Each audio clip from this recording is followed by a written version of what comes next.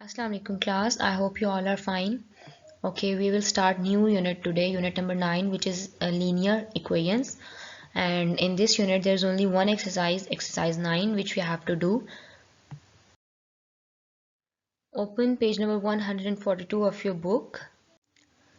Okay, so this chapter, this unit is about linear equations. Okay, what are linear equations?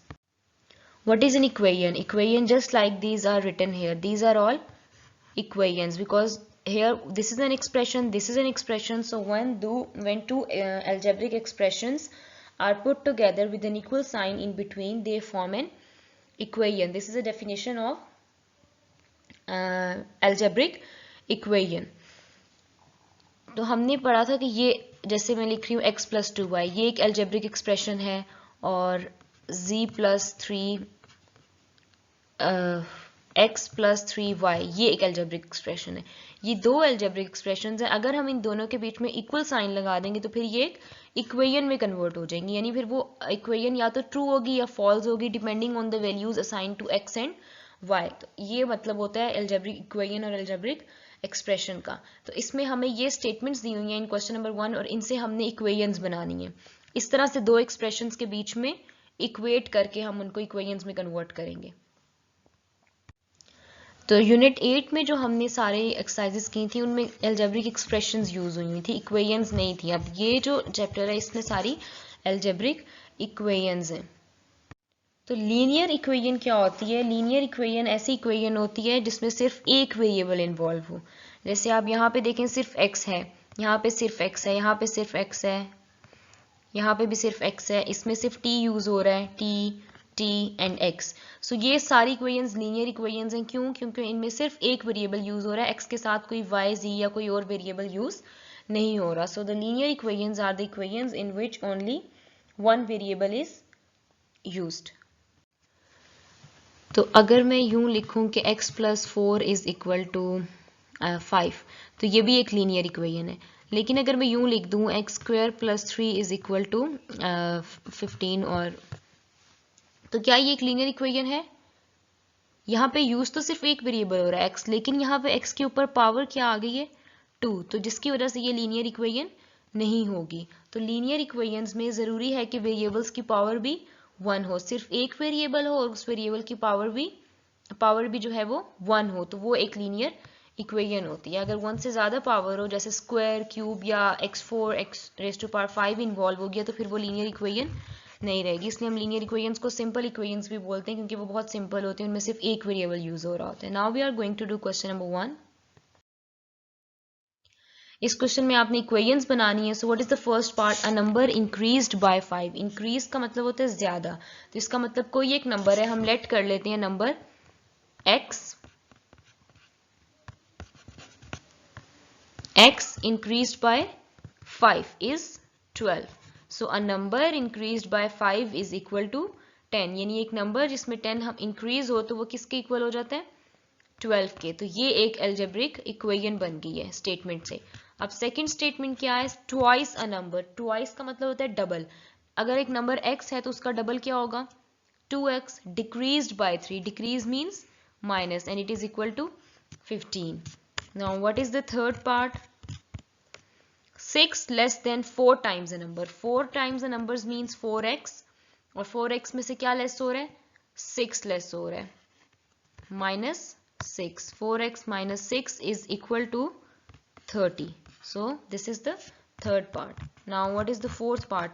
1/5 of a number. 1/5 का मतलब होता है fraction, यानी 1/5. तो 1/5 of a number means 1/5 of x, क्योंकि number को हम लेट कर लेंगे x, added to 6, तो वो किसके इक्वल हो जाता है? 10 के. These are the 4 parts. Now let's do the remaining. Question number 5 is 2/3 of a number. 2/3 of a number. 2/3, जब भी ये थर्ड फिफ्थ आ जाए तो वो फ्रैक्शंस की बात हो रही होती है. Subtracted from 8. अब फ्रॉम 8 है तो इट्स मीन कि 8 पहले आएगा या बाद में आएगा?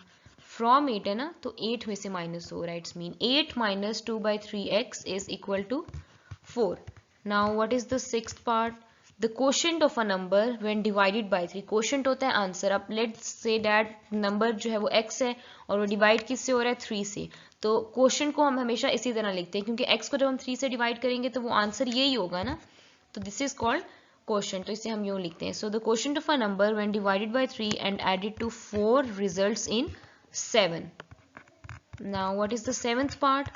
The sum of two consecutive odd numbers is 12. So two consecutive odd numbers. Let's say अगर एक consecutive odd numbers x है तो दूसरा क्या होगा x plus 2. तो उनका sum क्या है 12 है. अगर एक ऑड नंबर x है तो दूसरा x plus 2 होगा ना. लेट्स से कि मैं एक x जो है वो 1 है यानी ऑड नंबर मेरा 1 है. तो जब 1 में हम 2 ऐड करेंगे वो 3 बन जाएगा. 3 में 2 ऐड करेंगे वो 5 बन जाएगा. 5 में 2 ऐड करोगे वो 7 बन जाएगा. तो ऑड नंबर्स को अलजेब्रिक एक्सप्रेशन में लिखने का यही तरीका होता है कि अगर x एक ऑड नंबर है तो उसमें 2 ऐड करते जाएं तो वो आगे से आगे ऑड नंबर्स आते जाएंगे. सो x plus 2 कंसेक्यूटिव का मतलब भी होता है एक साथ. यानी अगर हम 3 की बात करें तो 3 से नेक्स्ट ऑड नंबर 5 होता है. 5 से नेक्स्ट ऑड नंबर 7 होता है. तो this is meant by consecutive. And the last one is in 12 years Amin will be 4 times as old as he is. Let's say कि अभी जो अमीन की एज है वो x है तो आफ्टर 12 years x plus 12 होगी. लेकिन क्वेश्चन में वो कह रहे हैं कि 12 years के बाद अमीन जो है वो 4 times होगी as old as he is now. तो अगर अभी x है तो 4 times 4x होगा. So this is an equation for the last part. Now I have written all the answers here neatly. So you have to write this question in your neat notebook. Now I'm going to do these 4 questions of these 4 parts of question number 2 and these 4 parts are your homework. Okay, first part you have to find the value of t here. Whenever it is written that solve equations तो उसका मतलब यही होता है कि आपको variable की value find करनी है. और यहाँ पे क्योंकि ये लीनियर इक्वेशंस हैं तो सिर्फ एक वेरिएबल है तो हम t की वैल्यू फाइंड करेंगे. तो हम लाइक टर्म्स को हमेशा इकट्ठा करेंगे. एक ये t वाली टर्म है और ये t वाली टर्म है तो हम इन दोनों को एक साइड पे कर देते हैं. 13t ये 3t इस साइड पे प्लस हो रहा है तो इस साइड पे आके माइनस होगा. यहाँ पे भी एक t था. Let me write it again. 13t minus 3t is equal to 16 और ये वाला माइनस 14 इस साइड पे आके प्लस 14 हो जाएगा. सो 13t minus 3t is 10t and 16 plus 14 is 30. अब ये 10 इस t के साथ क्या हो रहा है मल्टीप्लाई हो रहा है तो इस साइड पे आके ये डिवाइड हो जाएगा. यानी उस साइड पे वो न्यूमरेटर में था इस साइड पे डिनोमिनेटर में आ जाएगा. 10 3s are 30. सो t की वैल्यू क्या आ गई 3. Now we will do this question. तो पहले तो हमें ब्रैकेट्स ओपन करनी है तो इसलिए ये सब अंदर मल्टीप्लाई हो जाएंगे. 3t minus 3 minus 4t and plus minus minus 6 5t plus 5 3s are 15. Now we will write the like terms together. 3t minus 4t और ये वाला 5t भी यहाँ आके माइनस 5t हो गया. और नंबर्स को हम इक्वेशन के राइट साइड पे कर देते हैं. यहाँ पे ऑलरेडी 15 था और यहाँ से माइनस 3 यहाँ पे आके प्लस 3 हो गया और माइनस 6 यहाँ पे आके प्लस 6 हो गया. Now 3t minus 4t is step by step करेंगे हम 1t minus 5t. 15 plus 3 is 18 18 plus 6. So minus minus plus minus 6t और 18 plus 6 is 24. So t is equal to 24 by minus 6. 6 4s are 24. So the answer is t is equal to minus 4. This is the answer. Now seventh part is again क्योंकि brackets open करनी है तो पहले हम multiply करेंगे. 14 2s are 28. t minus 14 3s are 42. Plus minus minus 2 2s are 4. 10 3s are 30. t minus 40. So let's write the like terms together. 28t minus 2t plus 30t.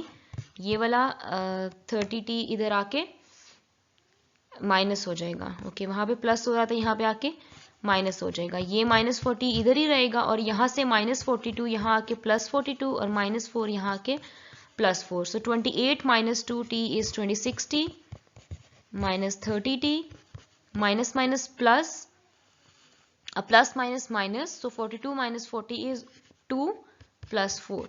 So 26 minus 30 is minus 4t and 4 plus 2 is 6. तो ये 4 यहाँ आके 6 से divide हो जाएगा, तो it will be -3 by 2. So this is the answer, -3 by 2. Now we have to do 8 parts. So let me raise this one. And the first 4 parts you have to do by yourself. That is your homework. And you have to do all these questions in your neat notebook. Okay. So in this part, we have to combine the like terms. So 3x, जब दरमियान में equation हो तो हमें starting में equal to का sign डालने की ज़रूरत नहीं होती. -2x और -5 राइट साइड पे जाके +5 हो जाएगा. मैंने x वाली टर्म्स को एक साइड पे कर लिया और नंबर को राइट साइड पे कर दिया. अब ये दोनों, क्योंकि ये एक फ्रैक्शन है और ये एक नंबर है, तो इन्हें हम डायरेक्टली माइनस नहीं कर सकते जब तक इनका डिनोमिनेटर क्या ना हो, सेम ना हो. तो इसलिए हम एलसीएम लेंगे. इसके डिनोमिनेटर में कुछ नहीं है तो मीन्स इसके डिनोमिनेटर में 1 है. तो 4 और 1 का एलसीएम लें तो वो क्या आता है, 4 आता है. 3x और 1 4s are 4, तो ये 4 से मल्टीप्लाई होगा 8x इज इक्वल टू 5.